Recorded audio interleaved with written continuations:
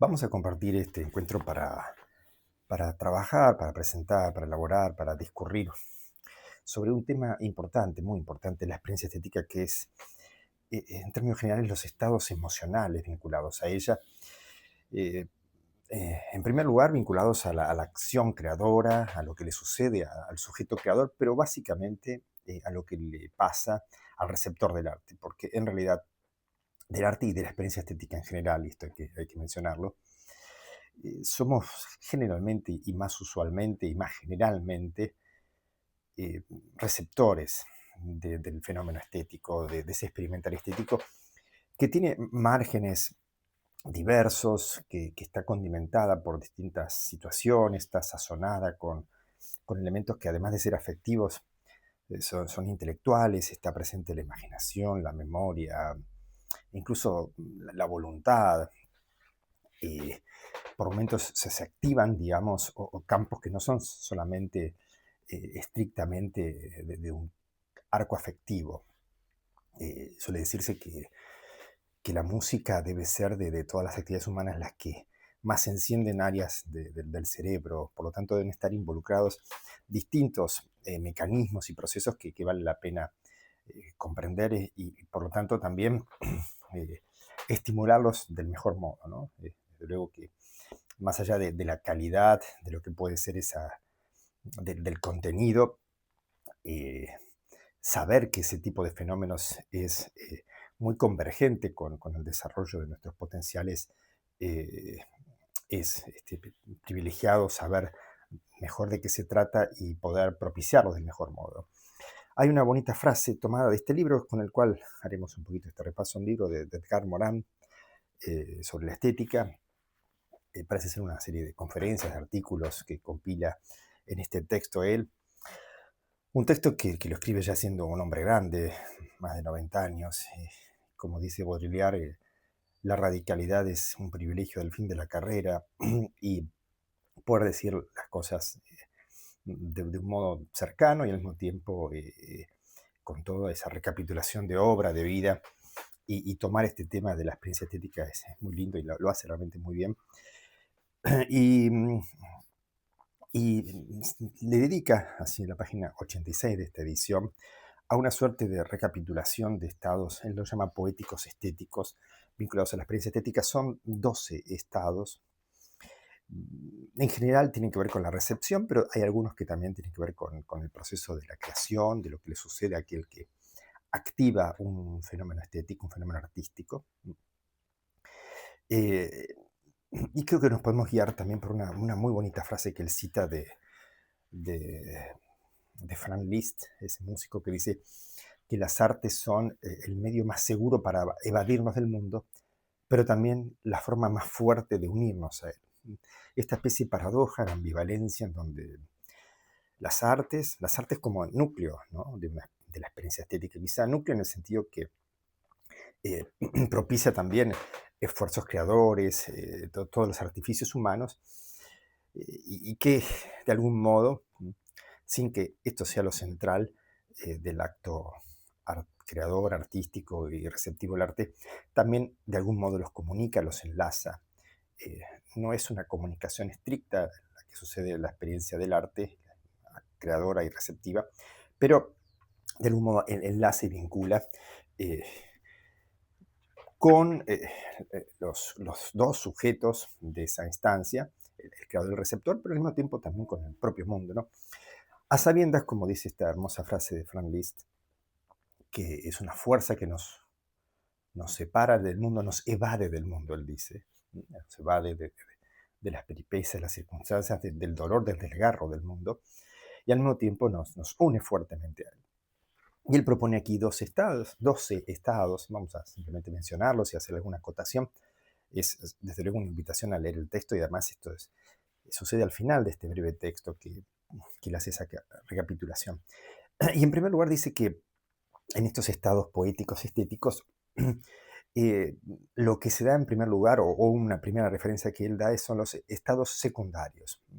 Este es un término que viene de la psicopatología, estados secundarios que suceden en un proceso eh, psicológico, en cierto tipo de patologías, pero acá lo que él dice que ante un fenómeno estético suceden estados secundarios. No solamente, digamos, una recepción inmediata, lo que sería la estesis, la percepción, sea de un cuadro o de un amanecer, cualquier cuestión que sea una experiencia estética, eh, pero que genera estados segundos, estados eh, diferidos, y que el arte y la experiencia estética en general, como decimos, propician toda una serie de elementos al respecto, ¿no? En otras instancias de la vida nos quedamos con ese estado primario, nuestra conciencia, nuestra memoria, nuestra voluntad se aferra a ese primer estado y no hay otros derivados. Pero el arte sí nos propicia una serie de estados de ese orden, y desde luego lo quita de la esfera de lo patológico, ¿no? A continuación, un segundo estado que menciona es el estado poético. Y aquí él da una pequeña explicación, tal vez no hay que tomarla literalmente en el sentido psicológico, pero lo menciona de una manera interesante. Dice que se trata de un debilitamiento de los centros separadores del cerebro, o separadores cerebrales, entre el yo y el no yo. De algún modo, esa instancia rígida, ese principio de realidad, que diría que es lo que eh, cerciora, digamos, quiénes somos y qué es el mundo, y esa separación que nos ayuda, nos gestiona la vida cotidiana para tener en claro esas distancias, y el yo se reconoce como distinto a un no yo. En esta experiencia poética se debilita esa distancia. Eh, y va a permitir, digamos, que sucedan acercamientos, cierta evanescencia y cierto efecto que, bueno, en otros momentos, otro estado va a ser el de comunión, después lo veremos, y que se da no solamente esta especie de estado poético en la poesía propiamente dicha o en el arte, sino también en otras instancias, luego como en el amor, en la comunión, en la festividad. Eh, y ese es un estado, él dice, privilegiado de separación y no separación. Eh, algo así como un estadio transicional, diría tal vez Winnicott, pero creo que se trata de otra cosa, pero podríamos asociarlo. Un tercer estado lo llama el estado estético. Aquí la palabra es esa, ¿no? La palabra como clave como en toda esta reflexión, pero él la pone como uno de los posibles estados, y que desde luego supone una emoción derivada, digamos, de esta instancia poética, y que genera una sensación de placer, de felicidad, y que desde luego, y aquí como venimos diciendo, no se trata solo de un estado estético de placer frente a una obra de arte, lo puede ser frente a la naturaleza, lo puede ser ante un acontecimiento, ante una conducta humana, y desde luego ante una obra de arte, esa suerte de felicidad. Aquí nos podemos preguntar, ¿no es este el ámbito en donde él lo desarrolla? Tal vez dediquemos otro encuentro a hablar de los márgenes de esa experiencia estética, más allá, por ejemplo, de que esté irrigada por la belleza, por el kalos griego. Puede haber otros márgenes. Ahí en el texto iridiscente trabajamos, y en fotografía estética también, otros márgenes como puede ser lo sublime y lo siniestro, pero puede haber más. En otro capítulo por ahí hablaremos sobre un texto de Mario Parniola, un hermoso texto llamado Estrategias de lo Bello, y en un capítulo dedica a trabajar 7 formas distintas de experimentar lo artístico. Y aquí lo artístico, no solamente la experiencia estética en general con la naturaleza, y que convierten en algo más complejo todo ese experimentar estético, que no solamente es la felicidad de lo bello, digamos así, de lo apolíneo, ¿no? El cuarto estado él lo llama el estado de comunión. Dice que se trata de una alianza y armonía de sentimientos e ideas compartidas colectivamente en una comunidad temporal o durable. Ese estado de comunión, que desde luego tiene alguna connotación religiosa, pero no necesariamente. Eh, Se supone entonces que también en estas recepciones artísticas y estéticas y estados vinculados a lo que en el arte se da privilegiadamente, se da suerte de comunión, de permanencia, de estabilidad, de reconocimiento, de factor de identificación, ¿no? también de algún modo implica que uno participa de eso. En la comunión hay algo que es público, común a todos, entre comillas, no es de nadie en particular, pero todos de algún modo están allí. Podemos recordar esa expresión de Lech Vygotsky que dice que a través del arte se da una especie de técnica del sentimiento colectivo. Algo colectivo se pone en común y el buen gestor, el buen vehículo de eso es una técnica artística, ¿no? Capaz de generar ese estado de comunión. Un quinto estado lo llama estado de posesión. Esa posesión que es estar como tomado por una divinidad, el famoso daimón griego, ¿no? Esa suerte de mensajero, pero no solamente mensajero aquí, sino aquel que de algún modo toma, toma posesión. ¿Implica un estado de cierta alienación? Sí, pero es una alienación eh, controlada, algo así como cuando el actor está, entre comillas, poseído por el personaje o el receptor de esa obra está poseído, entre comillas, por las peripecias que vive ese personaje. Eh, él, aquí Edgar Morin le da a esto un acento, un tono mayor que la experiencia estética. Esto puede ser, por ejemplo, un estado de posesión, por ejemplo, por algún ancestro, algún espíritu, alguna divinidad, e incluso por alguna idea, por ciertas fuerzas conocidas. En casos patológicos esta es la alienación, es lo que en griego se denominaba el energúmeno, o sea, que está tomado por otro, ¿no? Es el endemoniado, el mente captus, que está captado por otro. Pero de aquí, desde luego, como antes habló en el primer estado, el estado secundario, y no lo entendía en un sentido patológico, aquí también. La experiencia estética, la experiencia artística en el núcleo, coquetea, está allí, pero genera una membrana que protege de una alienación definitiva, que lo procesa todo esto en un carácter figurativo, simbólico, eh, siempre conjurando el riesgo de una especie de literalidad, ¿no? Habíamos dedicado un capítulo, un encuentro aquí, hablando del teatro y del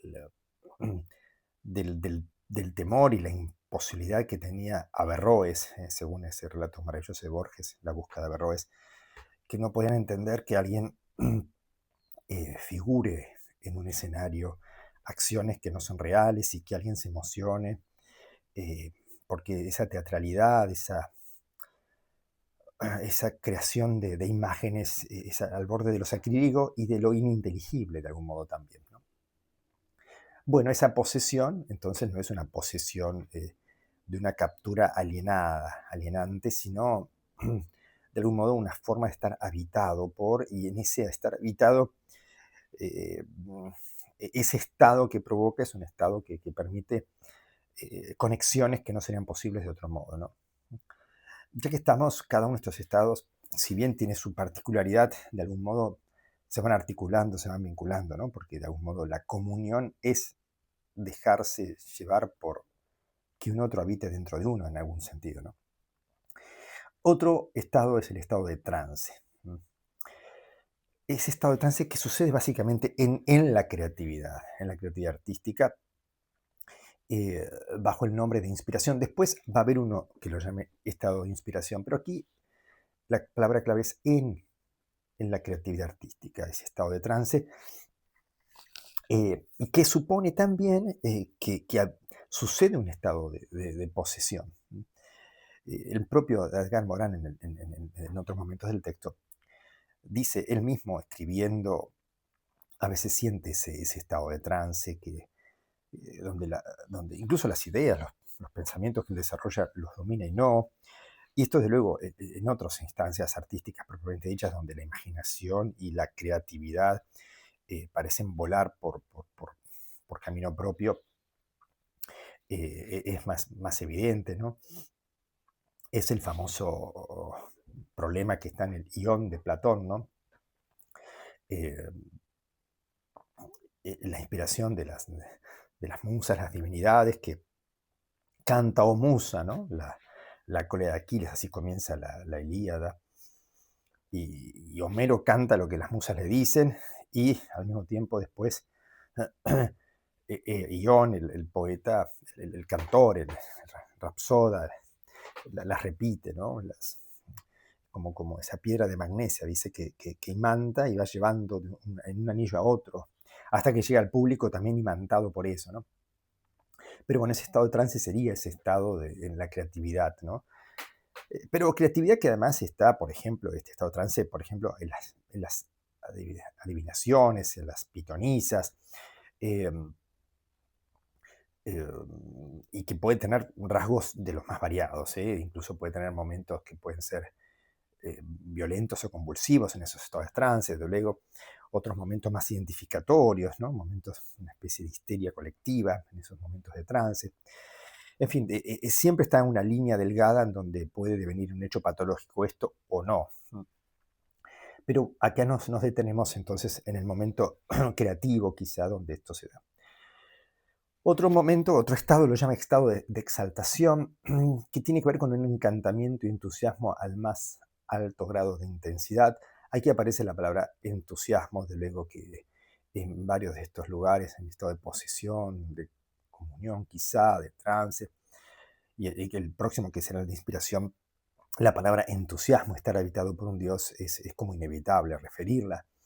Eh, pero ese estado de exaltación, que también se va a parecer al estado extático, ¿no? Fíjense que como hay matices y como parecían ser grados de intensidad en algunos casos, pero también con una cualidad particular, ¿no? Aquí la palabra es encantamiento y entusiasmo. No deja de perder el dominio, el yo, no deja de estar en juego la conciencia como el estado psíquico dominante, pero en ese espectáculo de la naturaleza o de una obra de arte, esa exaltación aparece. Uno podría encontrar ejemplos en momentos de obras, por ejemplo, obras musicales o ciertos momentos en una obra de teatro o en un concierto o donde sea, ¿no? Donde ese encantamiento se da. Uno podría suponer ese momento donde la aurora boreal, digamos, expresa esos colores, esas imágenes, esas figuras de una geometría tan particular que llevan una suerte de exaltación, ¿no? Otro estado lo llama estado de inspiración, y si en el estado de trance suponía algo que sucede en el momento creativo, acá el de inspiración, dice Edgar Morin, tiene que ver con un sentimiento del soplo creador. O sea, no solamente estar en el momento creativo, es estar en el momento creativo sería un estado de trance. El estado de inspiración es un sentimiento, un soplo creador. Es el que anima al artista a través del estado de trance. Es decir, la inspiración movería al trance, entre comillas, ¿no? La inspiración sería el momento previo al estar en el momento creativo. Luego, otro estado más, el décimo, sería el estado místico. ¿No? Eh, y está dado por un sentimiento de fervor, de unidad y de armonía, ¿no? Cercano al éxtasis, que va a ser el último que lo voy a presentar aquí, ¿no? Estado de fervor, de unidad y dice de armonía. Unidad y armonía, ese estado místico, eh, también es un estado de fusión, de comunión, pero acá tiene que ver con la posibilidad de estar al mismo tiempo en unidad y armonía. No es un estado dislocado, no está luxado, no está desarticulado, al contrario, genera ese estado místico de unión. Uno podría preguntarse si esto se acercaría un poco a esa definición de Nietzsche del principio dionisíaco, donde se da la fusión mística del uno, quizás esté cercano a eso, pero eh, es una fusión mística en armonía. Uno no sabríamos muy bien si esto realmente coincide exactamente con lo dionisíaco en Nietzsche. Eh, pero bueno, seguramente esos conceptos los podemos articular de algún modo. Otro estado, fíjense, distingue místico del el estado 11, que es el estado sacro. La emoción poética lleva a un infinito respeto de la devoción, de la piedad, pudiendo llegar hasta la adoración. Independientemente del carácter religioso, ese estado sacro que sería el infinito respeto que lleva la devoción, que, como decíamos, puede no ser en una situación religiosa, o desde luego ahí parece ser un lugar privilegiado, pero también de piedad, puede llegar a la adoración, eh, ante eso que de algún modo es totalmente inusual, aquello que es totalmente ajeno a la cotidianidad, parece estar presentado en lo extraordinario, ¿no? Bueno, desde luego en la tradición religiosa cristiana, la adoración de los Reyes Magos llegan guiados por una estrella, recorriendo largos caminos, y llegan a ese estado de estado sacro, digamos, de adoración, de devoción ante algo infinito, algo que no sucede en la finitud, ¿no? Eh, Uno podría pensar que el estado de infinito se acercaría, y acá es interesante porque no lo plantea, al estado de sublimación, a Edgar Morán, pero de algún modo tiene que ver un poquito con la sublimación en el sentido, perdón, a lo sublime en realidad de Kant, que tiene que ver con el encuentro con lo infinito, ese infinito desbordante, indefinido, caótico, y que de algún modo podemos hacer algo con eso. Eso no nos termina desbordando, sino al contrario, nos permite ese placer hiperintenso que es el de lo sublime. Bueno, acá tendría que ver con ese encuentro infinito, pero de respeto, de devoción, de piedad, ¿no? De algún modo uno podría decir que también eso inspiraría un cierto ethos, ¿no? Una cierta práctica, unas ciertas formas de vida, ¿no? Eh, y por último, el estado extático, el estado de éxtasis, realización suprema de los estados poéticos y estéticos. Y ese estado de éxtasis es un estado paradójico donde podemos encontrarnos perdidos, donde nos realizamos olvidándonos. Tiene que ver con un éxtasis que procura un sentimiento de fusión con lo absoluto y el todo. Ese estado extático, como hemos dicho, tendría relaciones con otro, con el místico, con el de comunión, en algún sentido con el de estático, con el de posesión, digamos, parecen converger varios aquí, pero aquí lo importante es que ese estado extático es una realización suprema, dice, y que tiene esta paradoja de estar perdidos y al mismo tiempo olvidándonos de nosotros mismos, pero también se da esa fusión. Esa fusión significa alienados pero reunidos, convocados, como ese el apopocaptasis que hablaban los neoplatónicos, ¿no? De la reunión en el uno, la fusión en el uno. Tiene que ver entonces con posibilidades que puede estar en el sentido dionisíaco con la fiesta, con la embriaguez, pero al mismo tiempo, y es interesante decirlo, puede estar logrado por una serenidad extrema, por un estado extremo de serenidad. Y eso es interesante porque de algún modo no es que ese estado de éxtasis es un estado de estar totalmente perdido, digamos, fuera de sí, ¿no?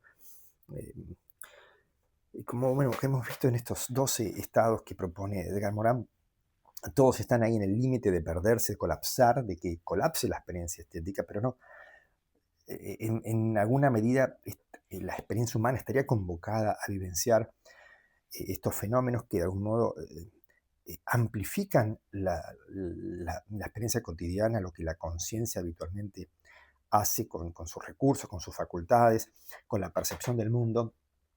Por eso no es casual que haya puesto en primer lugar estos estados secundarios como que se corren del lugar primero, habitual, cotidiano, controlado, y que el arte fundamentalmente, pero en cualquier otra instancia en donde se pueda dar esta experiencia estética puede aparecer. Bonita esa frase entonces de Franz Liszt, que propone, que también la presenta aquí Edgar Morin, que el arte puede ser la forma privilegiada, la fuerza privilegiada de hacernos separar del mundo, alejarnos de él, pero también, simultáneamente, concomitantemente, la fuerza que mejor nos une a él.